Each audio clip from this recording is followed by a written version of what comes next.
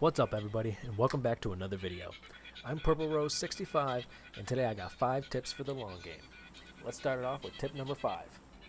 If you look down in the right hand corner at the mini-map, you'll see that it has grid squares.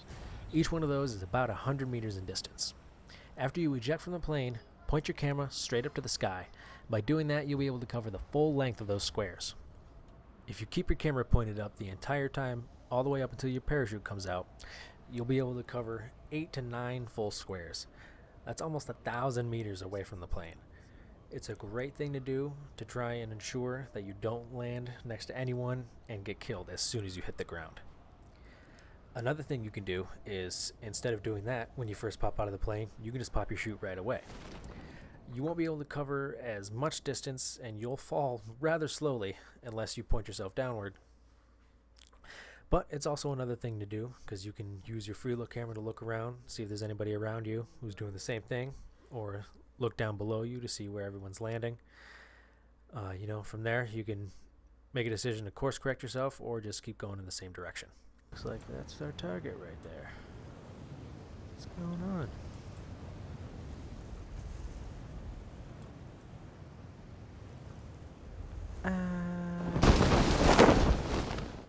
Haha.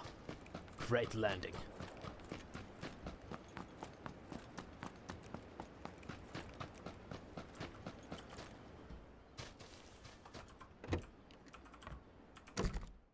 Tip number 4. When you first get to the ground and start looting, unless you find a level 2 or a level 3 backpack right away, try not to pick up every single thing you find.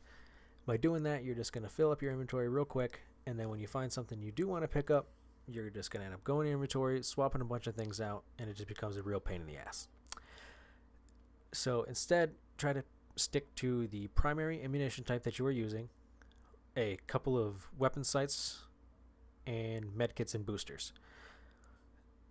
Med packs, you have med kits, first aid packs, and bandages, and then boosters, you have energy drinks and painkillers. Med kits heal you to 100%, first aid packs heal you to 75%, bandages heal you, I believe, 10% at a time, and then you use boosters to heal you up the rest of the way. Boosters do not heal you instantly like the med packs do, instead they heal you over time.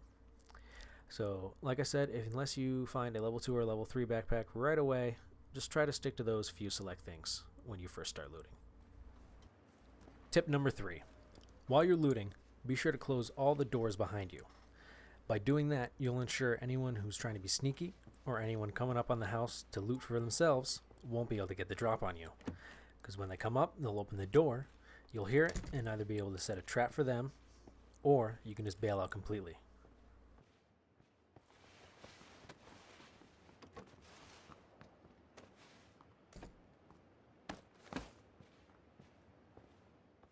As you can see from this clip here, not only was I able to hear them open and close the door, I was able to hear their footsteps as well.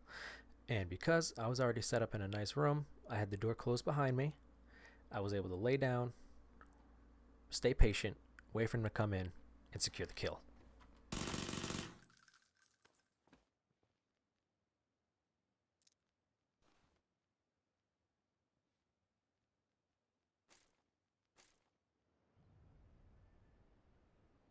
Tip number 2. Maintain your gear. After you've been in a gunfight, very good chance that the armor you're wearing is badly damaged. You're going to want to switch that out for some fresh armor as soon as possible if you can. Not every situation is the same. It's not always going to be possible, but if you're able to find some unlooted houses, definitely keep an eye out for extra police vests that you can switch out. It is better to have a fresh level 2 vest on than to keep a damaged level 3 vest on. And last but not least, tip number 1, probably the most important, is patience. Patience, patience, patience. Have patience. Very important. Being aggressive and trying to rush through things is just going to get you killed. So just take your time, be patient, don't rush. It'll pay off in the long run. Alright everybody, I hope you enjoyed the video. I am Purple Rose 65. And I will see you in the next one.